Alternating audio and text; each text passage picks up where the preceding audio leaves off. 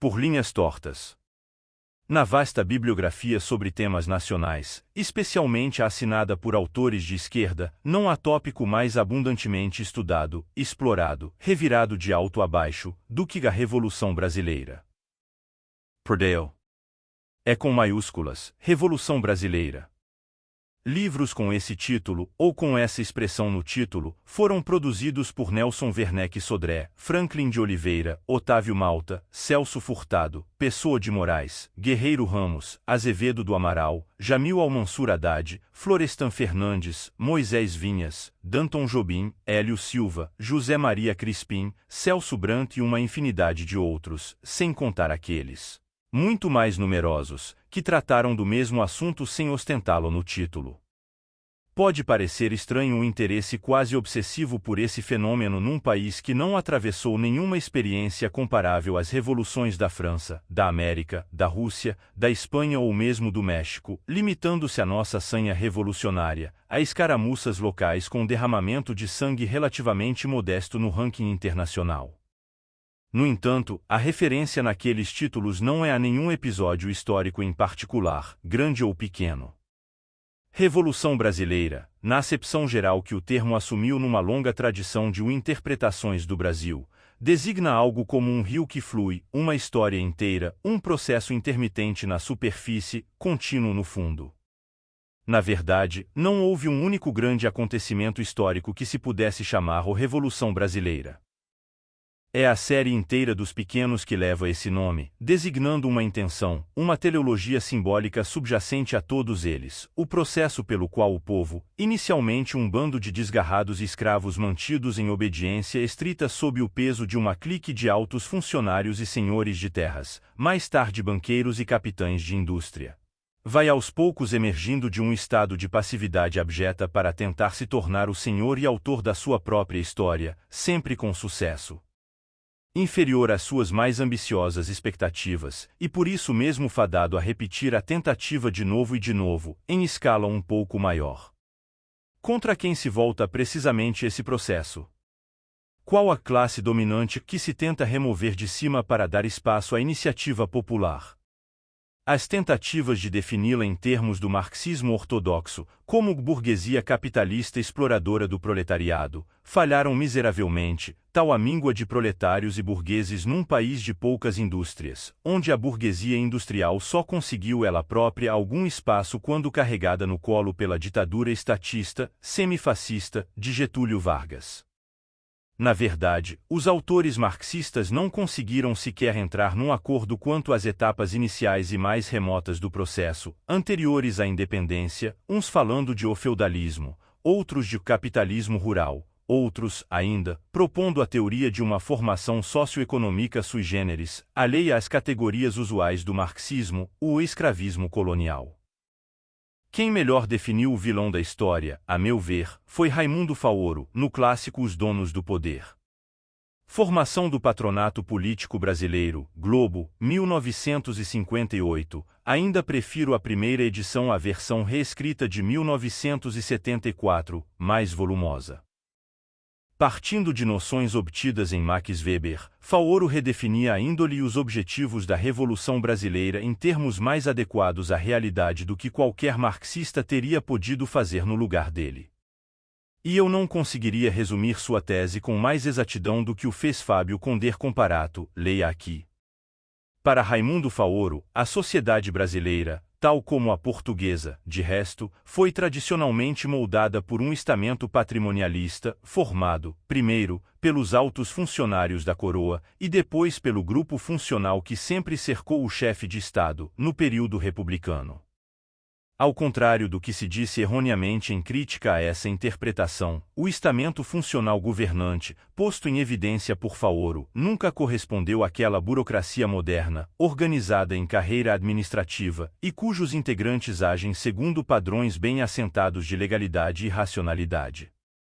Não se trata, pois, daquele estamento de funcionários públicos encontrável nas situações de poderio legal com quadro administrativo burocrático da classificação weberiana, mas de um grupo estamental correspondente ao tipo tradicional de dominação política, em que o poder não é uma função pública, mas sim objeto de apropriação privada. O livro demorou para atrair a atenção pública, mas a segunda edição apareceu como uma balsa para os náufragos numa época em que, esfaceladas as guerrilhas, a esquerda brasileira buscava caminhos para a redemocratização do país e ansiava por um discurso que não soasse demasiado comunista aos ouvidos do governo militar. Um esforço cujo primeiro resultado objetivo veio com a fundação do PT em 1980. Faoro tornou-se quase espontaneamente o santo padroeiro do novo partido. Sua casa era frequentada assiduamente pelo Sr. Luiz Inácio Lula da Silva, que em 1989 chegou a convidá-lo, em vão, para ser candidato à vice-presidência.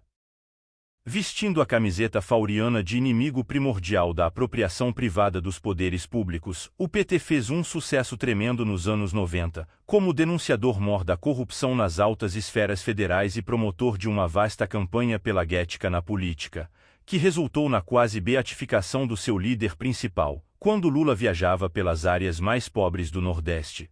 Doentes vinham lhe pedir que os curasse por imposição de mãos, como os reis da França. Àquela altura, o partido parecia mesmo resumir e encarnar o espírito da Revolução Brasileira, com toda a expectativa messiânica embutida nesse símbolo. Daí a vitória espetacular de Lula na eleição de 2002.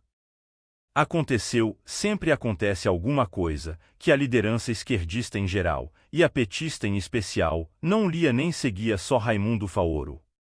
Desde os anos 60-70 lia com deleitação crescente os cadernos do cárcere e as cartas de Antônio Gramsci, o fundador do Partido Comunista Italiano e criador da estratégia comunista mais sutil e mais calhorda de todos os tempos, a revolução cultural a ser implementada mediante a ocupação de espaços em todos os órgãos da administração pública, da mídia, do ensino etc. Para culminar no momento em que todo o povo seria socialista sem saber e o partido se tornaria um poder onipresente.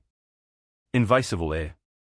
Se Faoro forneceu ao PT a sua identidade aparente e a base do seu discurso ético, foi Gramsci quem deu à agremiação a sua estratégia e as suas táticas substantivas.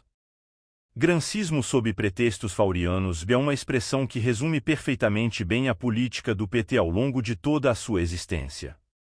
Nunca um partido teve tão bela oportunidade de colocar em prática uma estratégia estritamente comunista sob uma camuflagem weberiana tão insuspeita. Tudo parecia perfeito. Diante de uma plateia sonsa, a quem a sugestão de que houvesse algum comunismo nisso soava como delírio de saudosistas da Guerra Fria, o partido foi ocupando espaços e concentrando poder até fazer da administração federal inteira, sem contar o sistema de ensino e a mídia, o instrumento servil dos seus objetivos privados.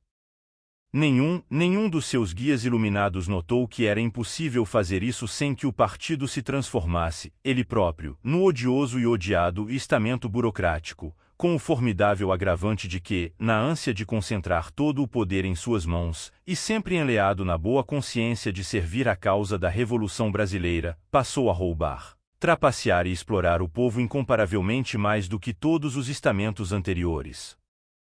Faoro morreu em maio de 2003, 4 meses depois de Lula tomar posse no seu primeiro mandato, e não teve tempo de meditar, nem muito menos de alertar o PT, quanto ao desastre que a síntese artificiosa e perversa, o faurogramscismo, anunciava como desenvolvimento fatal do processo. Inevitavelmente, os papéis se inverteram, transmutado por obra do gramscismo na encarnação máxima e mais cínica do tipo tradicional de dominação política, em que o poder não é uma função pública, mas sim objeto de apropriação privada. O PT, quando por fim a população em massa se voltou contra ele, revoltada ante os maiores escândalos financeiros de todos os tempos, no fundo dos quais ela enxergava ainda que vagamente a premeditação gramsciana, viu-se perdido, desorientado, atônito, seus líderes ora escondendo-se no palácio como aristocratas assustados na Paris de 1789, ora tentando camuflar o medo mediante bravatas truculentas de um ridículo sem par. Sim, a Revolução Brasileira está nas ruas. É ela, e não outro personagem qualquer. E veio com mais força do que nunca, brotando da pura espontaneidade popular, quase sem líderes, ou com tantos que se diluem uns aos outros, sem dinheiro, sem respaldo em partidos, o povo contra o estamento burocrático. Como diria o próprio alvo supremo da ira popular, on nunca antes na história deste país e esse povo demonstrou vontade tão firme e inabalável de ser seu próprio mentor e guia, de criar sua própria história, de mandar as favas todos os importantões e de calar de vez as bocas dos mentirosos. A começar pelas da senhora Rousseff e do senhor Lula. Quem mandou o PT confiar nas falsas espertezas do grancismo? Deus realmente escreve direito por linhas tortas.